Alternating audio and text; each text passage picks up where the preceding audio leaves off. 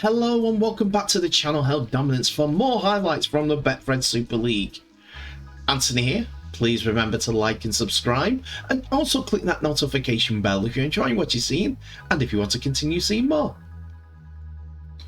Coming up in this episode, this is episode 1 of 2 for the highlights of round 26, the penultimate round of Super League's regular season.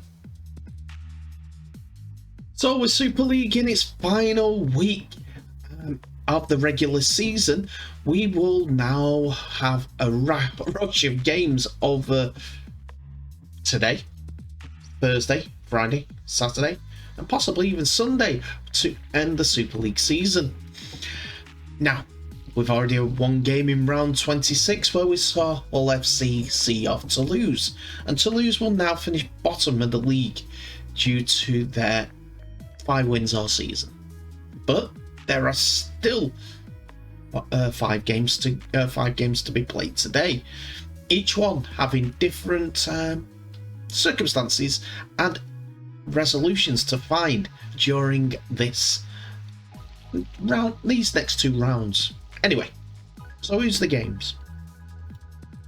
Sunday's game has already been played between those 2 teams, and it was 38 points to 12 in the Black and White's favour. But there are still 5 more games to mention. There are 3 o'clock kickoffs. First of all, Warrington Wolves will play at Huddersfield Giants on Bank Holiday Monday from the John Smith Stadium. Hull KR will face Wigan Warriors, a very youthful Wigan Warriors side, and we'll come to that in a few moments. Wakefield Trinity will travel to St Helens to see if they can finish above both Hull sides, but it'll be tougher to do with Hull FC winning over the weekend already. Then the 2 crunch games. 3:30 kickoff on Sky Sports will see Castleford Tigers versus Salford Red Devils, and Catalan's Dragons versus Leeds Rhinos. Those 2 teams games we'll cover in our second episode. So the first game that we're going to look into is St Helens versus Wakefield, and Wakefield have already shocked one of the teams at the top end of the table this season when they beat Wigan recently. That sent them on a wave of positivity, which seen them end the season positively with a number of wins, but can they do it against the champions elect? The champions from last season themselves will be like a wounded animal after a disappointing defeat to Wigan on Friday. A win here could wrap up the league leaders' shield for the Saints, so there is massive incentive alongside the obvious need to generate momentum after the derby defeat heading into the playoffs. We follow that up with the game between Hull KR and Wigan Warriors, and like a few teams, Hull KR have nothing left to play for in 2022, which gives them a sense of freedom which may be useful against the high-flying Wigan Warriors. But can they upset the apple cart against Wigan as the Challenge Cup winners come to town this Bank Holiday Monday?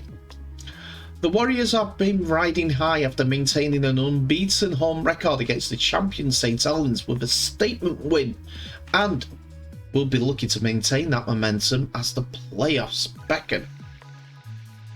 And with that, here is the team news. After losing Lachlan Coote to concussion last week for the rest of the season, as he is forced out with the same problem for the 3rd time this year, Hull KR have lost Mikey Lewis to the same problem ending its year too. Speaking of season ending, Jez Litton's 2-game ban that ends his year, while Jimmy Kindors has picked up a 1-game ban. So that means there's a few changes in the Hull KR team once again, due to them only being able to name 18 in the squad. Phoenix Luai Tonga will play in replacement of Mikey Lewis, who played fullback last time out, with Ethan Ryan, Sam Woods, Will Tate and Brian Hall being the wingers. Elliot Minchella will join Rowan Mills at halfback once again, Wilmar, who's on his way out of Hull KR, is needed again, with Matt Parcells starting halfback. George King, Corbin Sims, Kane Lynette and Matty Staunton complete the lineup. Albert Vete, Connor Moore, Zach Fishwick and Connor Barley, who will be on the bench. The Warriors will be sweating on the fitness of Liam Farrell for the end of the season playoffs after picking up a knee injury in the 53rd minute of that game against St Helens. Kate Gust and Brad Singleton will not feature in this one after the two picked up knocks. It's a much changed Wigan side as we see youngsters of Marla Hanley playing one of his only games this year with Abbas Midsky on one wing and youngster Ben O'Keefe on the other. We have new Jake Bibbett is the one experienced player in the centres with Alex Sutton in the other. Sam Halsall and Logan Astley play in the halfback roles, with Ethan Havard, Joe Shorrocks, Patrick Mago being an experienced front row. Junior Ensemba gets his first start for the club, and James McDonald comes into the side. Oliver Partington captains this youthful Wigan side against the Robins. Harvey Hill, Jack Bibby, Tom Forber and Zach Eckersley will be the completion of the lineup. Tom Forber has been on loan at Newcastle and was in good form before he was recalled from his loan. This much changed Wigan side were given a tough task to do, and after Will Tate went over for the opening try of the game, it was going to set a precedent for this game. After an offload in the tackle, the ball went left to Ryan Hall, who went over in the corner after Will Tate fed him. 12 became 18 after Corbin Sims went over for a try at home. That's his final home game. Wigan though did get onto the board, and Sam Halsall, playing at standoff, found Oliver Partington, who went over for Wigan's only try of the half. It was 20 points to 8 at half time, and that was helped by Matty Staunton going over underneath the sticks. In the second half, it was young forwards Zach Fishwick who got his first try for Hull KR. Next came a decent ball running from Ethan Ryan as they went through the hands and he found the centre to go over on the right edge. Wigan though came back, give the youngsters some credit, and O'Keefe went over in the corner to score. He had to reach over past Ryan, but he's got his first try. But Hull KR came back once more, and it was after an offload from Ryan Hall, Ethan Ryan got over his second as he played fullback for the game. Wigan weren't done though, as the youngsters got some confidence, and it was Bibby who went over first. And when Joe Shorrocks was held up just before the try line, it was Sam Halsall who went over for this next try. The final say did go to the Wigan youngsters, and this time after some great play down to the right wing, the ball was shipped to O'Keefe and he went over untouched to score. As a youthful Wigan side rallied at the end, Hull KR did enough to win 38 points to 28.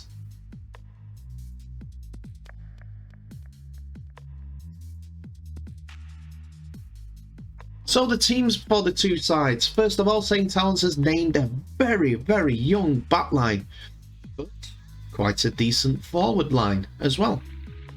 John Bennison starts at fullback with Keane Guilford in at one wing and Daniel Moss Ben Lane on the other. Tommy Makinson and Ben Davis applies the experience in the backs in the centres. We have Daniel Moss and Ellis Archer in at halfbacks, while the forward line does have experience, but players that have not played a lot, apart from Joey Lussick, who has been involved in every single game for St Helens this year. Louis McCarthy Scarsbrook and Dan Norman are the starting forwards, with Sam Royal, who was on loan at Hull KR for a couple of games, comes into the side with James Bell keeping his place in the side. Jake Wakefield gets promoted from the bench. On the bench, you can see how young these players are, as they are not ones that you would recognise, with Lewis Baxter, Taylor Pemberton, George Delaney being joined by Rio Corkill. I wouldn't like to pronounce his second half of his abbreviated name, so I'll stick with Rio Corkill. For Trinity, they avoided bans for any of their game players on Thursday night, despite Lee Gaskell being charged with a Grade 1 contrary behaviour, but didn't receive any sort of suspension. That means there's not too much to worry for Willie Poaching to do, so any team changes were mostly due to fresh legs. And looking at the side, Kyle Evans is the one player that comes in on the wing for Lee Kershaw. Otherwise, it's a strong Trinity side, the strongest that they can put out at this time. Max Jowett, Jack Croft, Lee Gaskell and Lewis Murphy are the back line, with Jacob Miller and Brad Walker at halfbacks, so there's no Mason lineup. Eddie Batty and Yusuf Ayedin are the starting front forwards, with Harry Bowes in at acting halfback. Corey Hall and Matty Ashurst are the second rowers, Corey Hall showing his versatility yet again by appearing in a second row berth, with Geordie Crowther being the loose forward. Liam Kay's return to the side has been a good one, as he appears on the bench, with Rob Butler, Isaac Shaw and Sadiq Adibay. And it's Wakefield that got the first points of the game, as it is Corey Hall that goes over for the try early on. Saints do fight back though, as Ben Davis goes over to equalise for the young St Helens side. Not to be deterred, Wakefield went against the young side, and this time Lewis Murphy goes in for his first try of the afternoon. Big day for the winger, as he gets on the end of another fumble and bobble from Saints' back line. It's another try for the winger in a few moments later, after he juggles the ball and dives in the corner to beat three Saints men to score an early hat-trick. We come to the next try for Wakefield, still in the first half, and this time a streaking run down the wing by the Wakefield winger sees Max Jowett in support to score. Great effort by Evans there to get the lead to 24 points to 6. Wakefield hits again. This time Murphy passes back inside for Jowett to score close to the posts. Saints though do hit back once more, as these young Saints players and experienced forwards are trying to put a fist of it. Ben Davis goes over for his second try of the game. Saints come once again, and this time it is a good break which finds fullback John Bennison, who goes over underneath the sticks, helping Tommy Makinson to 3 conversions in 3 attempts. But there was enough about Wakefield's experience and older bodies to go over once more. This time the ball goes out to the left wing again, and it finally reaches Lewis Murphy, who got in for his 4th try. Wakefield closed the book on their season with one more game to go, as they win 34 points to 18 to the league leaders, and St Helens can celebrate.